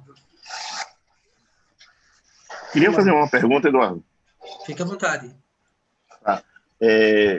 A retirada dessa peça, eu tenho por norma toda a colecistela aberta, aberta não, toda a colecistela laparoscópica sempre tirar protegida. Eu boto lá minha luvinha. Como a gente tem muito residente, tive a suspeita. Tiro sempre ela protegida. Vocês têm alguma coisa? Eu aumento a incisão se eu vou ter uma peça maior. Que eu fiz a linfadené. Não sei se deu para entender o que eu quero dizer. Por exemplo, nas minhas colecistelas, todas eu sempre jogo minha luvinha lá amarrada, porque a gente não tem toda vez para ter saco especial lá para botar minha vesícula para tirar. Não seria interessante isso para os residentes? Não sei se você entendeu o que eu quis dizer. Eu sempre tiro com saco também, Nazareno. Sempre tiro isso, com saco. Exatamente. Caramba, e como a gente tem muito residente, eu sempre gosto de colocar isso para eles, porque às vezes o pessoal tinha aquela mania, meter o cachorrão, o jacarezão e puxar pelo umbigo Não é só por causa do câncer da vesícula, não. Por causa da infecção. Exatamente.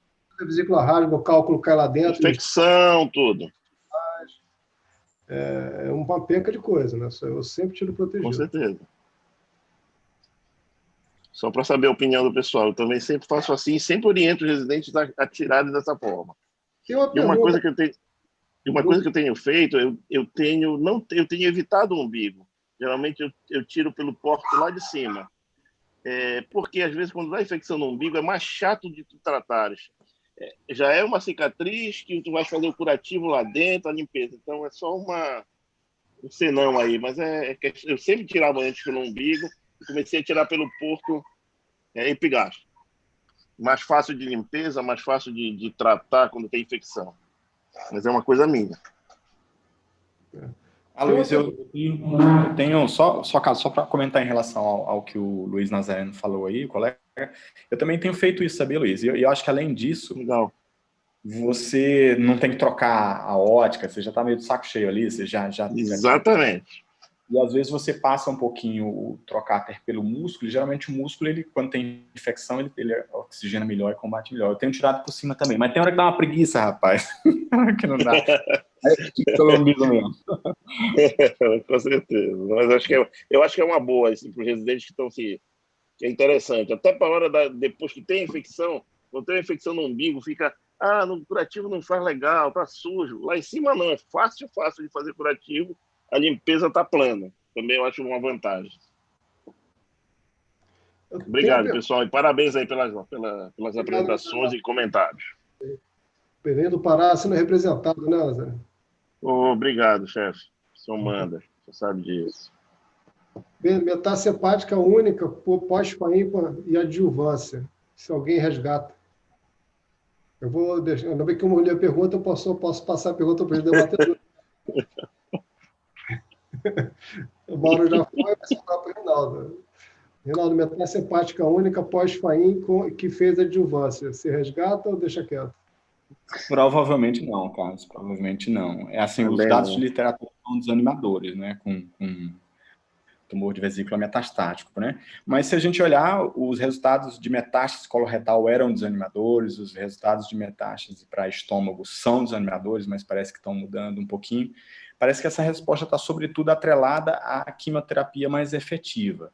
Quanto mais efetivo você tiver a quimioterapia, no geral, os resultados são melhores. E o que a gente tem de quimioterapia para a vesícula, e no cerne da pergunta é que ele já progrediu em vigência de quimioterapia, muito provavelmente não vai ter benefício nenhum nesse caso, não. Eu concordo 120% com você, e acho que o caminho vai ser a quimioterapia mesmo. E a quimioterapia no passado era 5-FU para colo. Quando melhorou um pouco essa quimioterapia, é que a gente começou a crescer com a hepatectomia, né? O estômago também. Quando a gente era residente, não fazia quimioterapia para estômago. Agora começou a fazer o protocolo de neoadjuvância para estômago e está conseguindo um resultado melhor. Então, isso tudo vem também com a progressão dos remédios, né? E lá no futuro longínquo, a gente vai voltar para a hernia vesícula mesmo, que vai ter algum remédio que vai resolver o problema da oncologia, né? Mas isso talvez daqui umas 2 gerações, quem sabe. Então, Carlos, eu acho que a gente vai operar cada vez mais, na verdade, né? que nem metástase de cólon, pâncreas, acho que você deve estar notando um aumento de tamanho, um aumento de cirurgia, que como está começando a ter resposta melhor à químio, essas coisas, a gente está sendo mais agressivo, na verdade, né? Então, acho que com o tempo a gente vai começar a operar mais ainda. Claro que o problema é que tem que ter um resultado melhor, mas tinha muita coisa que antes a gente não operava, hoje em dia a gente opera, porque a gente tem uma mortalidade menor a mortalidade, e cada vez esses oncologistas estão melhorando mais. Não sei se a gente vai chegar no ponto de não operar quase nada, que eles vão resolver tudo com droga. Eu acho pouco provável, né? Mas vamos ver como é que vai, né? Carlos, mensagens finais aí para os residentes, Carlos. Entendeu? Dá algumas mensagens aí final, se mais algum comentário, fique à vontade. Olha, a mensagem para os residentes é dizer que eles não desanimem, olha, continuem em frente, tem que trabalhar mesmo, a residência R1, R2, R3 é difícil, é pesado, mas no final compensa. E é um momento que vocês têm para poder tirar o máximo possível do seu preceptor, assim como nós tiramos dos nossos no passado. Isso vai ser um momento que você vai, na dificuldade, na adversidade, você vai fazer os seus parceiros da vida toda na cirurgia. Então, a residência médica é um ponto fundamental para aqueles que querem fazer uma carreira em cirurgia. E dedicação, e repetição, e treinamento, e muitas vezes parar um pouco de querer operar tudo que você não domina, e você vai ter mais aprendizado olhando, às vezes, uma pessoa que sabe fazer muito isso, do que querendo operar e uma coisa que você nunca viu em muitos casos, né? Isso aí é uma maturidade que a gente só ganha mesmo com o tempo. É muito importante. Reinaldo, comentários aí, Reinaldo. Últimas mensagens aí. Não esqueça que fica tudo gravado no YouTube, hein? Depois eu mando o link para vocês. Isso pro bem ou pro mal, tá tudo gravado, né, Eduardo? Exatamente. Não, sem grandes mensagens, só agradecer mais uma vez o prazer de estar aqui com vocês e me colocar sempre à disposição, sempre que vocês quiserem. E para os meus residentes, que apareçam cedo na enfermaria amanhã, que tem muito trabalho para fazer. Isso aí, boa noite a todos. Isso aí, pessoal. Então, obrigado a todo mundo aí. A próxima aula vai ser pancreatectomia distal, dicas e truques, entendeu? Vai ser bem técnica, então. O André lá de São Paulo, não sei quem que ele vai convidar ainda para falar junto. Lembrando que esse programa é uma coisa bem aberta. Hoje a gente chegou a ter quase 130, somando YouTube com o Zoom. Mas é uma coisa aberta. Se alguém tiver alguma ideia de tema, alguma coisa, manda uma mensagem, que a ideia, na verdade, é informar os residentes e espalhar HPB pelo Brasil inteiro como uma subespecialidade, né? Como uma área de atuação, tá ok? Obrigado a todos. Obrigado, Carlos. Parabéns pela aula. Obrigado, pessoal do INCA aí. Mais uma vez todo mundo aí.